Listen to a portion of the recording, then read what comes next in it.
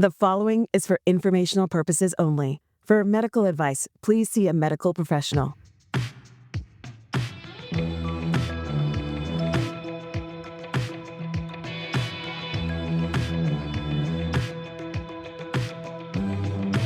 Welcome to Staying Alive with Margaret and Susy.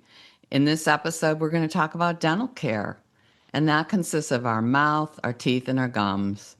We know today it's an important part of healthcare because it can be a pathway to infection entering our bloodstreams, and lack of dental care can lead to serious life-threatening condition for elders, but also for younger people too, especially if they have a heart condition. Historically, we didn't always know that. In our parents' generation, Yeah. a lot of people just didn't even go to the dentist unless they had a serious infection and needed an extraction. And Right. extraction was a plentiful, and so it wasn't uncommon when I was a kid to know lots of older people in my family who didn't have many teeth or any teeth.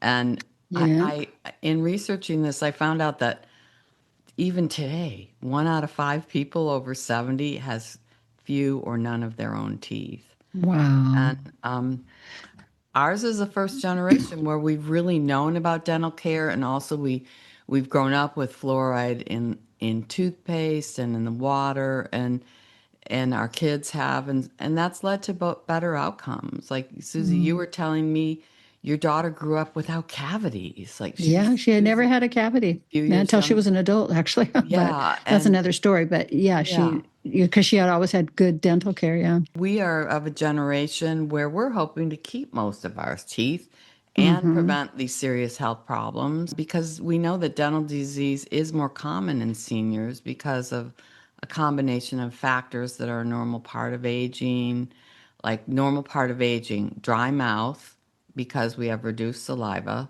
weaker immune systems to fight off infections, and then receding gum lines that accelerate tooth decay.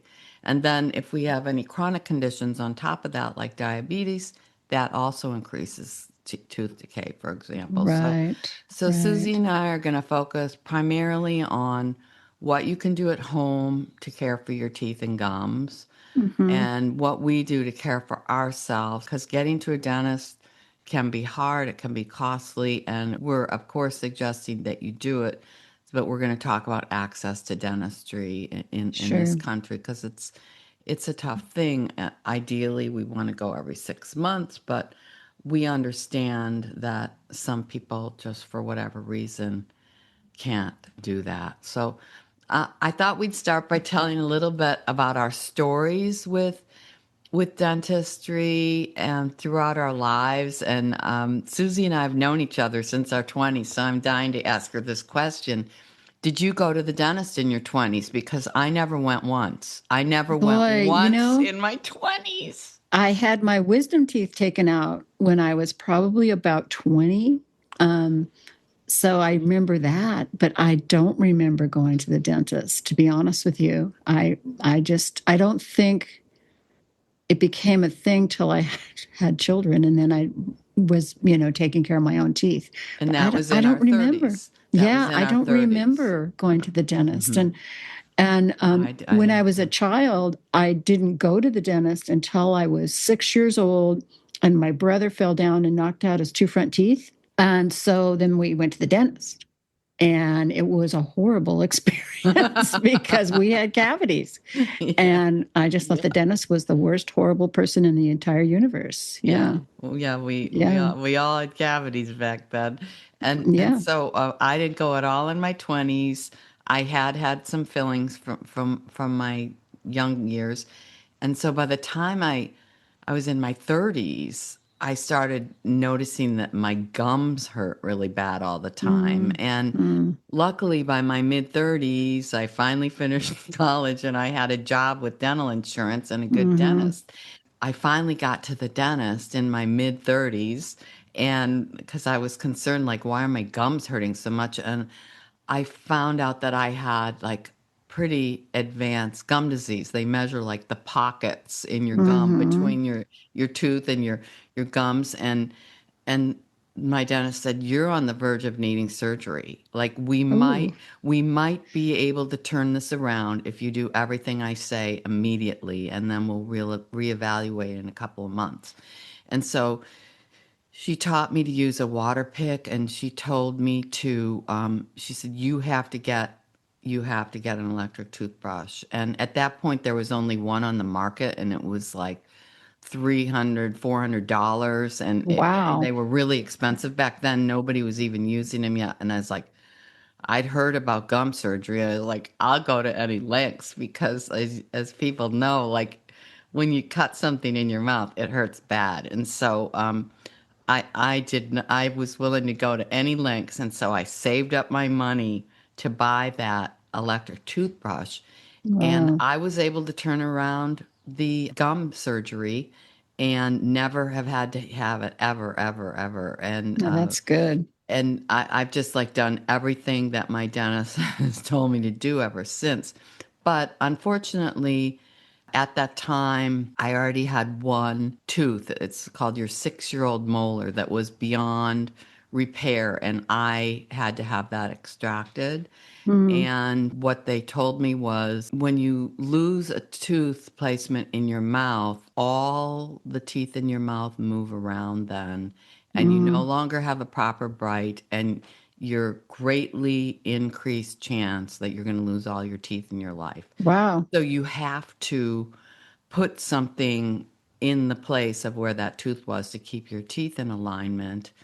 And so I went for that too. And luckily, I had the resources to do that. And back then, it was really, really costly. Like most people get a bridge because that's more affordable than an implant. I don't know if implants were kind of new at that time, but I got the implant, and I was like really lucky at that particular time to have the resources to do it, because earlier in my life as a college student, I couldn't have paid for that.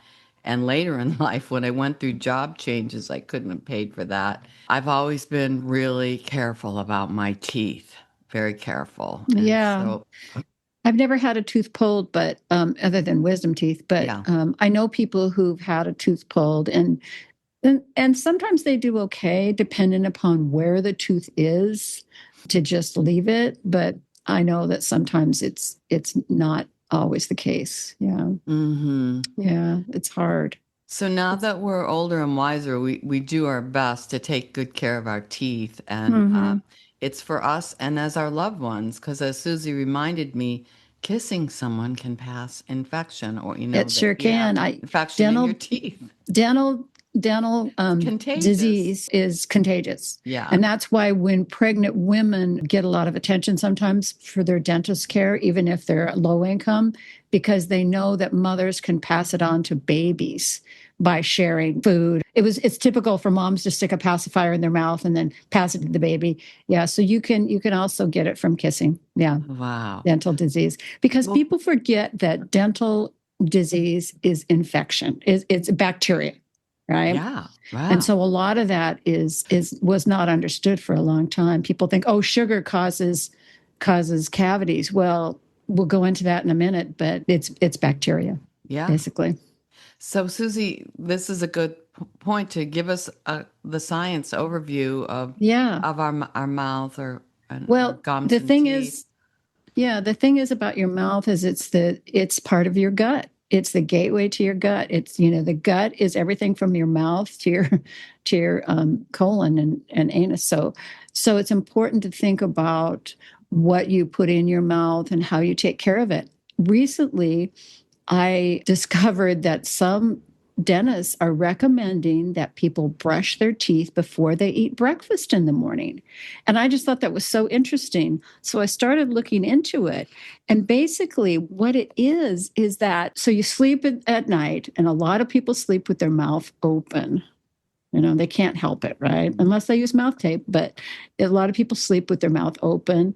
And so you get some extra bacteria in there in the morning. Right?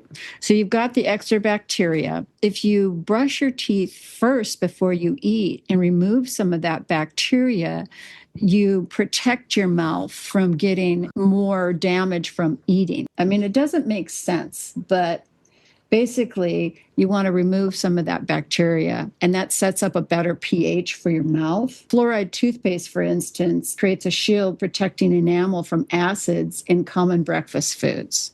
So you're kind of protecting the enamel, and then also freshens your breath. So you're actually kind of setting up a proper pH in your mouth by brushing your, and I know it's not in the normal routine. If you think about routines and all the routines that we have to do to keep up our health, it's not the normal routine. I've tried doing it myself, and I oftentimes forget.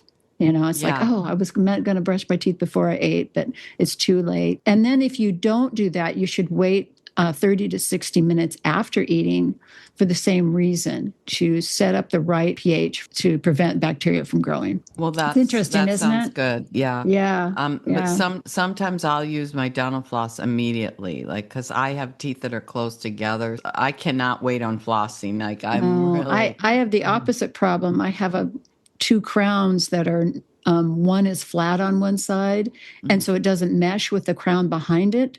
So I always get food stuck there, and it's too much space, and that it's annoying. It's annoying. But the other thing that you can do to really protect your mouth is with nutrition, because just like any part of your gut, you can help protect your mouth from the growth of too much bacteria. Okay, so eating the things that same things that are good for your gut, like fiber, eating things that are whole grain, fruits and vegetables, things that aren't going to stick to your teeth, like white flour sticks to your teeth. Of course, sugar. Sugar is especially bad for your teeth because it's acidic. And so that's where we get into trouble by eating too much sugar. So that's interesting. I don't really eat foods that are bad for my teeth. And so I haven't done that brush before breakfast routine. My teeth are super clean when I go to bed at night. Perhaps it hasn't been an issue for me because I just really don't eat anything that's bad for my teeth. Right. But I don't think it really matters, because what it is you don't want to feed the extra bacteria that's on your teeth from when you've been asleep. So you've got extra bacteria in your mouth, and you don't want to give it food to feed that, even if it's not necessarily white flour and sugar, but you're feeding that bacteria that's on your teeth. So you want to, like, get it in the morning, get it off. I don't think that that's true for the rest of the day, for sure. You don't need to brush teeth before you eat dinner and all that. But I think because we wake up in the morning with extra bacteria, and some dentists are recommending a thing to clean your tongue as well. I actually bought one. It's kind of a horseshoe shaped metal thing that you clean your tongue with. It's a little weird, but I heard about a study that they did with people in a nursing home, and people who did that had much less chance of having pneumonia. So it just limits the amount of bacteria. I do something a little different because I'm a gagger. So we'll get into the routine in a minute. But could you go on and tell us about some of these serious complications or diseases caused by oral infections? Well, because, I mean, that's how plaque enters our bloodstream. That's how infection enters our bloodstream through our mouths. It's really sad that sometimes I have a family member who ended up in the hospital more than once before they figured out that actually it was his teeth, and it was causing him to have heart problems. And he just hadn't been to a dentist, and he knows better, but he hadn't been to a dentist in quite a while, and ended up finally figuring it out, and now has dentures. So it can be very dangerous. And Margaret and I also have a mutual friend that his heart disease started that way, and it did not have a good outcome. Yeah. So it's an infection. So if you get an infection in your mouth, it becomes systemic, and it can go into your bloodstream and affect you in other parts of your body, but especially your heart. That reminds me, if you're a senior and you have heart condition, a lot of times your doctor will want you to take antibiotics if you're having, say, a filling done or something. Right. And so talk to your doctor about that, because I know if I have major dental surgery, which I haven't had since I've had a heart condition, I do have to take antibiotics. Mm-hmm. And that reminds me, I mean, young people would never have heard of this person, but when we were kids, there was this guy who was married to Sandra Dee when she was in the movie Gidget, called Bobby Darin. And he had a heart condition. And we found out that he died because he didn't take his antibiotics when he went to the dentist. Oh, wow. That was how he died, and he was in his 30s. How sad. Yeah. And so a lot of us elders have heart conditions, and so check into that. Like if you have major dental needs, surgery or whatever. Yeah, it's talk to just your doctor really important about getting an antibiotic. I think that it's frustrating for people too. This is a frustration. There's dentists say, it's very frustrating for them because it's a preventable disease, really. And it isn't treated necessarily as a preventable disease in many populations because of insurance limits. So that's very frustrating. Yeah. Yes. I mean, Susy and I are obviously of the politics where we believe dentistry is an important part of healthcare, and it should be part of Medicare for those of us that are seniors. And I believe like there was a Democratic president recently who almost got that through. Like I like, Keith, we're going to have dentistry paid for in our lifetime in Medicare.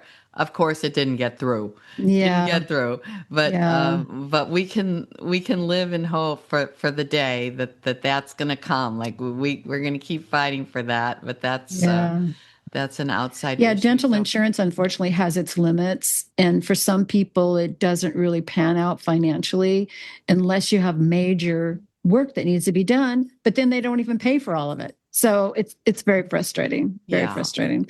And in my community, there is a dental clinic, kind of first come, first serve basis for people who are low income. Yeah, we'll come back to access. Could we talk about our daily routines? Oh, do you want to start that off, or would you like me to? I'll start it off, and then you can decide. So, my daily routine consists of my mouth care, but it also consists of taking calcium with vitamin D every day. And so I want people to know that reputable studies from the NIH have found that taking calcium with vitamin D prevents tooth loss in humans, particularly in the elderly. Right. It's all the enamel to protect your enamel. Yeah. And so my doctor has me doing that. My doctor has me using prescription toothpaste which is higher in fluoride, and it says it's particularly for dry mouth. And this particular physician, he's like a healthy guy in his 30s, and he said, this is what I use, because studies have shown that if you use this kind of toothpaste, it's going to greatly decrease any tooth loss later in your life. And so he said, I'm using this prescription toothpaste for life. And so my daily care consists of like 2 or 3 times a day. It just depends how much out of the house I am and where I am. I floss between my teeth. I keep floss with me because I need to floss between my teeth. And then I clean my mouth and teeth. I brush my teeth, and then I wash with a rinse. Talk to your doctor about mouthwashes and what is correct. I'm also on a prescription mouthwash, and that's what I use. And it's just a quick rinse to kill the necessary bacteria, but not all the bacteria. Right. You got to be careful not to overuse some of the mouthwashes that they are over the counter. They're pretty strong. And so they can be too strong. And so, talk to your dentist about what is a good one to use and how often you should use it. Yeah. You don't want to overdo it. And I don't really believe in using mouthwash and not brushing. So what do you do? What I do is I floss my teeth every night, and I brush my teeth, twice a day. And now I'm into cleaning my tongue. And I'm really trying to remember do it before I eat breakfast, but I'm not. And my dentist loves me. I go to the dentist twice a year and they say, oh, you make our job easy. Cleaning your teeth is not that hard. Yeah. I have certain spots in my mouth that I know accumulate a little more plaque. So I've tried to pay a lot of attention to those spots. But I feel pretty fortunate that I haven't had too many problems lately. My biggest problem is probably in the last 15 years is fillings that fail or crowns that fail. These are things that, when I was younger, I thought, well, aren't those permanent? They don't last forever. And evidently they're not. No, and they so, although my mother, when she passed away, had a mouthful of gold crowns that she had since she was a child. Well, that's great. That's great.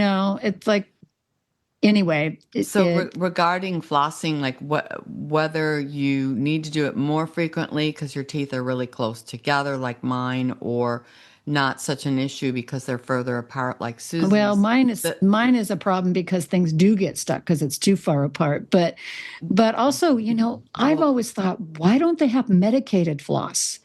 And so then I found out they do have medicated floss. You can buy dental floss that has like fluoride and other compounds that dentists want you to use in the floss. Yeah. So I thought that was interesting. Well, what I wanted to say is even if you feel that there's nothing stuck between your teeth and you don't really need to floss, it seems to be something that people are more likely to skip is the flossing. Yeah, people skip it. Keep in mind I think that's true. The flossing, like the rubbing against the side of your tooth in between, is what keeps the plaque from building up. Yeah. You can't really keep the plaque from building up between your teeth just from brushing. Plaque breaks off and can also travel through the body. Susy and I also see our dentist regularly, and if at all possible, we're hoping that people can figure out a way to save up the money to see a dentist at least once a year. At least once a year. At least. Susy, you told me a story recently. Somebody said, to their dentist something. Oh, yeah. My husband went to the dentist and the hygienist told me she had a patient who said, well, I don't brush my teeth. You clean my teeth. Yeah. Like, whoa. Yeah. So I think it's really important to follow what the dentist tells you to do. Yeah. Follow what the dentist tells you to do. Right. Yeah. And with online access, you can find that out online too. There's all kinds of reputable dental schools out there associated with the big medical facilities from like Cleveland to Harvard, Stanford. So let's talk a minute about access to dentists in the United States. Yeah, it's very frustrating. Because if you're a senior, it's a big deal and it's very tricky. Let's just talk about that for a minute. Well, like I said, in my community, there is a clinic where people can go if they don't have money, and it's kind of a first come, first served basis. Unfortunately, we don't have a dental school here. I do know people who go down to the University of Washington to the dental school to get their dental work done. And we're 90 miles from there. And there is a dental hygienist school here, and sometimes people can go there to get their teeth clean. Right. But I know it's very frustrating. There's some dentists in our community that don't even take insurance at all. Some are a little better about taking payments, but I know it's very difficult, and it's always been an issue. If you have a concern, talking to someone at your senior center or talking to social services, try to get a referral that way. I know it's difficult. Some Medicare plans have an additional dental program that you can sign up for. Yeah. Again, insurance has its limits.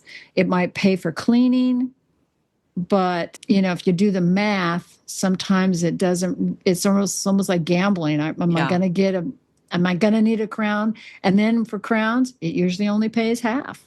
So it's really hard. Yeah. Yeah.